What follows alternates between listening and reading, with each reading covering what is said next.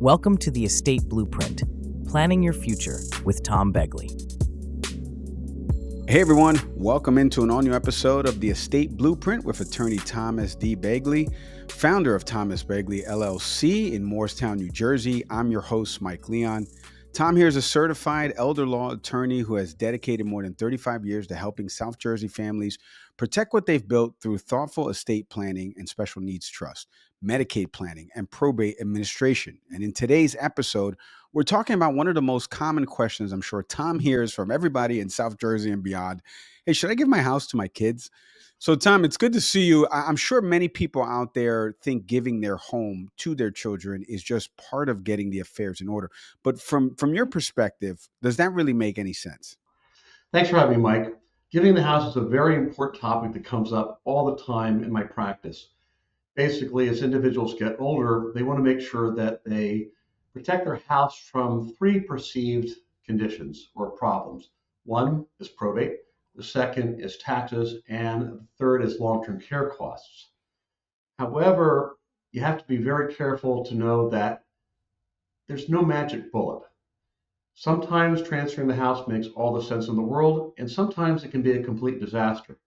On top of that, even if transferring the house does make sense, you have to make sure that it's done correctly, because if you don't do it correctly, you might still face income tax consequences and long-term care costs, and on top of that creates some issues that may wind up in probate court. So let's stay on the tax perspective part of this for the state of New Jersey. What happens if a parent deeds to their home to their children while they're still leaving? Okay, so if you transfer the house to your children while you're still alive, there's a couple ways to do it. The first is just the simple transfer. I transfer the house out of my name, and my wife and I do it to our 5 children. Now, if we just do an outright transfer, then they get what's called a carryover basis. So let's just say hypothetically, we live in a house that's worth $600,000 that we bought years ago for $100,000. We put in, say, $150,000 of improvements. So we have what's called a cost basis of $250,000. So if our house is worth $600,000 and we have a cost basis of $150,000, if that house gets sold, let's say first between my wife and I, there's a $350,000 capital gain. Now that's not a problem for us because we have a $250,000 per person or $500,000 per couple exclusion from capital gains tax since it's been our primary residence for 2 years. However, if we transfer the house directly to our children, it's not their primary residence. If they turn around and sell it, then they've got to pay capital gains on the $350,000. That could be 25% of that profit, which is going to be substantial. So there are a couple of ways that you can avoid that. One is to transfer the property, retaining what's known as a life estate. Now, the good news if you do that is that when you pass away, the children get what's called a step up in basis. So the idea is we transfer the property, I die, my wife dies, and then what happens is the value of the property, let's say it's $700,000 when we pass away, the basis gets stepped up from 350 to 250 up to 700,000. So if they sell a $700,000 basis for a $700,000 price, then there's no capital gains.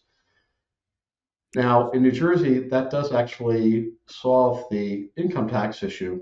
However, with long-term care costs, there's still an issue regarding what would occur with long-term care and Medicaid. So the state of New Jersey has an interesting concept, and they believe that if somebody passes away and they're on public benefits and they went to the nursing home, even if the kids didn't sell the house while mom and dad were alive, that the cost of those benefits should be treated as a lien against that property based on their actual real life expectancy the day before they died.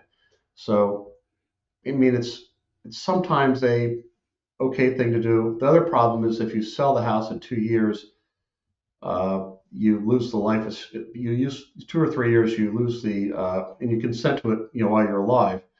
The kids still have to pay capital gains, and you still may have to send a portion of that money for long-term care costs. So the two traditional ways to do it means if you're going to do either of them, it's better to do it with a life estate. Also, the main thing about the life estate is there is protection to make sure that mom and dad have the right to live in the property until the day they die. That's important. It doesn't happen often, but no one wants to be the exception rather than the rule. There are cases of people that transfer the house outright to the kids. The kids throw them out of the house. So the life estate guarantees their right to live there. But what it does also allows them to maintain any senior deductions on property taxes that they may have. The best way to transfer a house, if you're going to transfer it, is to some form of trust. There's a trust that was created, and I'll give credit where credit is due. My father, Tom Begley Jr., as well as some of his friends throughout the country, like Andy Hook in Virginia, they came up with a concept called the Children's Trust or the Residence Trust. And it's something I've fine-tuned a little bit on my end, and I'm sure they continue to do so on their end. But really, what those trusts happen to do is they're what's called, a intentionally defective grantor trust. Now, usually when we hear the word defective, nobody's doing a cartwheel. However, the defect is that a trust is just like a person. It has a tax identification number.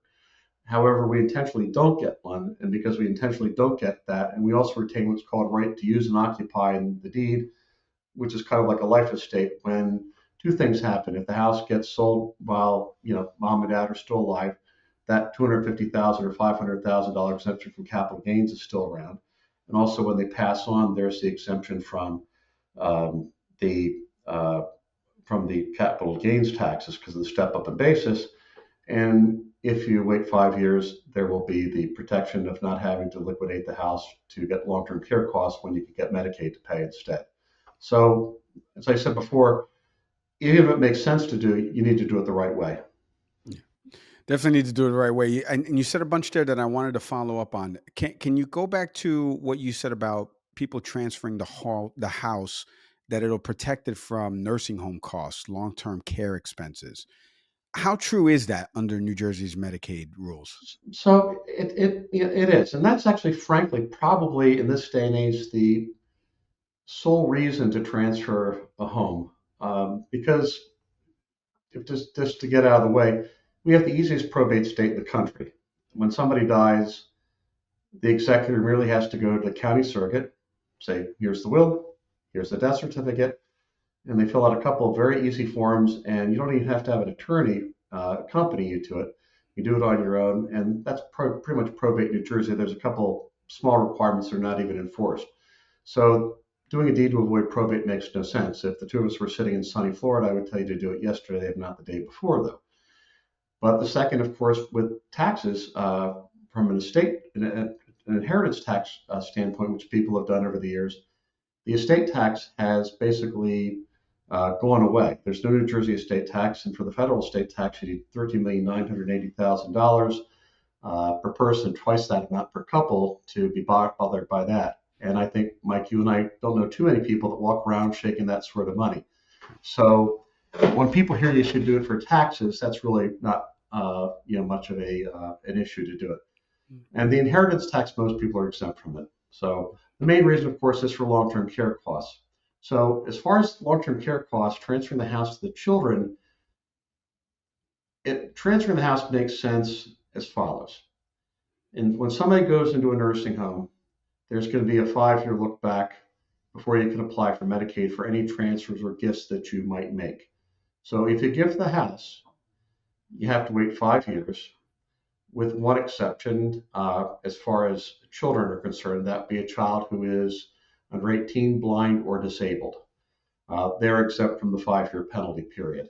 And there's one other exception, and that's called the caregiver child exception. And that is where you can substantiate that you're an adult child who has provided a level of care for a period no less than 2 years that keeps mom or dad out of a nursing home. That has to be very, very well documented when that application is made. Basically, you have to get a certification from a physician saying that the quality of care necessary for that period of 2 years was that which would have otherwise required a stint in a nursing home. Second, the individual themselves, who's the caregiver, has to substantiate via an affidavit what they provided. In New Jersey, they've also generally looked at two pieces of substantiating documentation. One is they will check the medical records, because there's a lot of unfortunately, the case of the kid that never left the house, uh, didn't get the job, was stuck on their computer, a lifelong drain on mom and dad. But when it's time for mom to go into the nursing home, they want the state to believe that they were, Florence Nightingale. Then, so that, that's a concern. The other thing that they generally have done is you have to make sure this is the only thing you're doing, because there was a case that came out several years ago that says that if you're still working outside the house, then that's not providing the level of care. So you have to pretty much show this is your sole endeavor. So it's possible. Anyway, let's go to what most people do. What most people are looking at getting done is just to preserve the house. And they want mom and dad to live there as long as possible. Uh, but they want to make sure that if mom or dad do need care, that they can have the state or slash federal government through the Medicaid program pick up the tab, or possibly veterans benefits. But that's another topic for another day. So it's a 5-year look back. And I always tell people there's a timing issue as well. A lot of people think, is it too early? When is it too early to do, or when is it too late to do? The issue is that you have to make sure that when you do it, there's enough money to pay for at least a few years of private pay. There's two types of populations generally go into nursing homes. One is these massive stroke victims, but these are the ones that don't return home. They're the ones that usually, pass away after a few months. And then there's the issue of the people that have Alzheimer's or other forms of dementia. And because of the way medicine is today, especially the pharmaceuticals, the onset of dementia and the time someone needs to go into an institutional setting often is a few years. So if someone gets a diagnosis, that's the time to come in. And when they do come in, as long as they can make it through the 5-year look back, then they should otherwise be eligible. Of course, that means that their other assets are down to the $2,000 threshold that you're allowed to retain. Tom, let me ask you, beyond the taxes, the Medicaid stuff, what other downsides do you see with respect to doing this? Is it loss of control, disagreements amongst the siblings? What else do you see? Well, one is the loss of control. It's basically, but there are two things you can't do if you transfer it and retain the right to use and occupy. One, you can't get a mortgage. Quite frankly, that shouldn't be a concern. And then secondly, under the trust is, you're not going to be the one who's selling the property. If you decide you wanted to move, then, the person, presumably one of your adult children who's going to act as a trustee of the trust, they have to sign the deed. I will say that's not a huge problem from a practical perspective, because when you retain that right to use and occupy, many people, they don't really care what the deed says. And oftentimes they do it late enough in life that they're not planning on moving again. So that's always been an interesting and relatively easy asset to have people transfer when they get into their late 80s, early 80s, and they just want to be cautious. It's a lot different than telling people to transfer money. I mean, nobody cares what the deed says. On the other hand, they don't want to have to pick up the phone and call their children and say, hey, can you spare mom and dad a couple of bucks? But it is a bit of a downside. There's a bit of a loss of control. The second, and this is also why I strongly advocate the use of a trust rather than transfers to individuals, is that there are too many cases where there's a risk to the title of the property. So let's say, for example, dad transfers his house to his 4 children. And this has happened with a few attorneys I've known over the years. On a couple of cases I've known that dad transfers to the 4 children.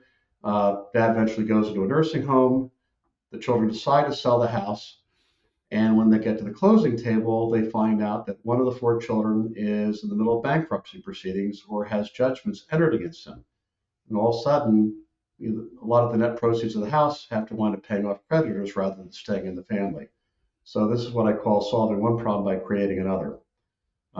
So that you see. The other thing is if somebody's going through marital troubles, although it should be considered an exempt asset from property distribution, that doesn't necessarily always hold up in the family law courts. I mean, next thing you know, the person's listing that they own a quarter piece of real estate, and depending on the judge and the advocacy you're creating a bit of a nightmare that you could otherwise avoid.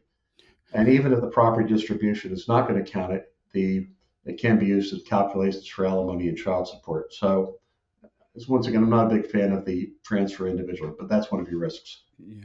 So, Tom, let me ask you, for families out there who are listening, they want to protect their home, but keep it available for their own use. What are some better options? Maybe certain types of trusts or life estate planning? Yeah. So as far as the trust, if you're going to do it, do it through a trust. The second thing, but make sure that it's a trust that is designed to preserve the home from long-term care costs. There are two trusts that people will use that either A, don't work or cause problems. One is they will put it into a living trust. A living trust will avoid probate, but that's not an issue here in New Jersey. A living trust does not protect the assets from long-term care costs. And the reason is because it is a trust where the grantor, a mom or dad, is also typically the trustee, and they retain control over the asset. And on top of that, it's for their benefit during their lifetime. So once again, I do say that and emphasize it because I get too many cases where someone calls and they said that they thought the transfer into the living trust took care of it. The other is there are some tax planning trusts. I recently had a case where I saw a trust that was really meant to avoid estate taxes used to avoid long-term care costs. The only thing that was going to do is cause tax problems when the people passed away during their lifetime. So make sure you get the right type of trust. That's where I would go with that. And Tom, as we wrap on today's episode, when you meet with clients who feel this pressure to get it done, sign the deed over, what's something you want them to understand before they even make that decision? Mike, that's probably the best question. Is that's a question that's not boilerplate, and it really is a person to person. I tell people at the risk of being a horrible businessman, but hopefully a half decent human being, a fair amount of time, maybe 50% of the time when someone comes into the office to say, I want to put my house in the trust, I explain to them that they don't have to do it. First, sometimes they're too young. And as you indicated earlier, Mike, what about the issue of control? I mean, if somebody's in their 50s or 60s, it's silly to, do something like that. It's something they should do if they have that diagnosis of Alzheimer's or other forms of dementia, or if they're getting into their late 70s, early 80s and beyond, they're starting to get the aches and pains, or as my grandfather used to say when he was in his 80s, that the warranty on the parts was starting to expire. But, so I always tell people that you don't necessarily need to do it. Also, some people are what I call self-insured. They have enough assets where if they do go into a nursing home, they're going to wind up having enough assets to pay for the long-term care just out of the income and growth that's coming out of that. So they don't need to uproot their lives, I guess, and do some planning that's unnecessary. So as I said, sometimes I tell people not to do it. Tom, thank you so much for the time and insights today. I truly appreciate it. Thanks for having me, Mike. And that's it for today's episode of the Estate Blueprint with attorney Thomas Begley III. If you want to learn more about Tom's work in estate planning, elder law, and special needs trust, do me a favor, visit Begley3law.com, the number 3. You'll find resources there that are going to help you protect your assets, care for loved ones, and plan with confidence. Thanks to everybody for listening. Don't forget to like, subscribe, leave a review and comment, or share the episode with someone who needs to hear it. As always, I'm Mike Leon. We'll see everybody next time. Thanks for watching. Be sure to hit that like and subscribe button and leave us a review in the comments.